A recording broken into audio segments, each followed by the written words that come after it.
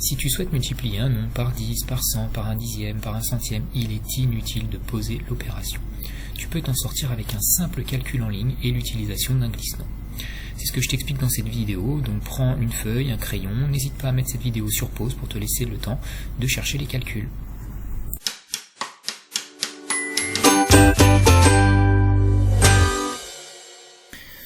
Alors dans cet exercice, on va multiplier des nombres décimaux par 10, par 100 et par 1000. Donc 1,27 multiplié par 10.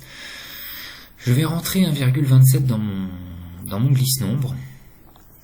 Multiplier un nombre par 10 va nous donner un nombre qui est 10 fois plus grand. Donc chaque chiffre de mon nombre va se décaler d'une colonne vers la gauche. Donc le 1 qui était chiffre des unités, pas chiffre des dizaines. Le 2 qui était chiffre des dixièmes, pas chiffre des unités.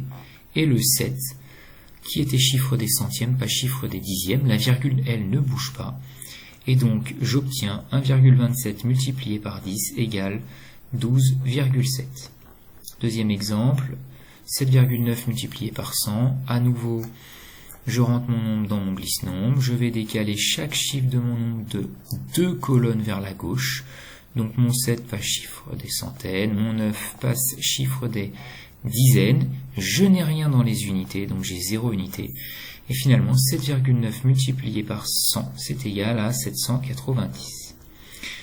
Pour finir, 7,856 multiplié par 1000. Je vais obtenir un nombre qui est 1000 fois plus grand. Donc, chaque chiffre va se décaler de 3 colonnes vers la gauche. Et donc, mon 7 va passer chiffre des milliers. Mon 8 va passer chiffre des centaines. Mon 5 va passer chiffre des dizaines. Et mon 6, chiffre des unités. Et finalement, 7,856 multiplié par 1000, c'est égal à 7856. Deuxième exercice. Cette fois-ci, je vais multiplier des nombres décimaux par 10, par 1 dixième, par 1 centième et par 1 millième. Alors, je vais à nouveau utiliser mon glisse-nombre. Je vais rentrer 14,9 dedans. Multiplier un nombre par 1 dixième va me donner un nombre qui est 10 fois plus petit. Ça veut dire que je vais décaler chaque chiffre de mon nombre d'un rang vers la droite. Donc mon 1 qui était chiffre des dizaines, pas chiffre des unités. Mon 4 qui était chiffre des unités, pas chiffre des dixièmes. Et mon 9 qui était chiffre des dixièmes, pas chiffre des centièmes. La virgule, elle ne bouge pas. 14,9 multiplié par 0,1 égale 1,49. Dans le deuxième exemple, je multiplie 7,89 par 1 centième. Donc à nouveau, je rentre mon nombre dans mon glisse-nombre, mais cette fois-ci, je vais décaler chaque chiffre de mon nombre de 2 rangs vers la droite. Le 7, qui était chiffre des unités, passe donc chiffre des centièmes. Le 8 passe chiffre des millièmes. Le 9 passe chiffre des 10 millièmes. Je n'ai rien dans ma colonne des dixièmes, donc j'ai 0 dixième.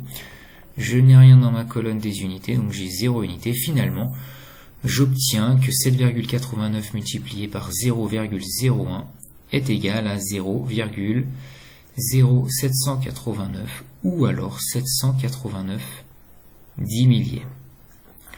Pour finir, je vais multiplier 4892 par 1 millième, donc je vais rentrer 4892 dans mon glisse-nombre.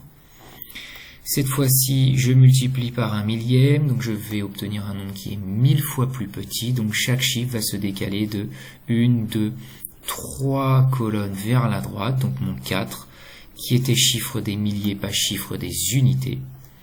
Le 8 va passer chiffre des dixièmes, le 9 va passer chiffre des centièmes, et le 2 va passer chiffre des millièmes, et finalement j'obtiens que 4892 multiplié par 0,001 est égal à 4,892.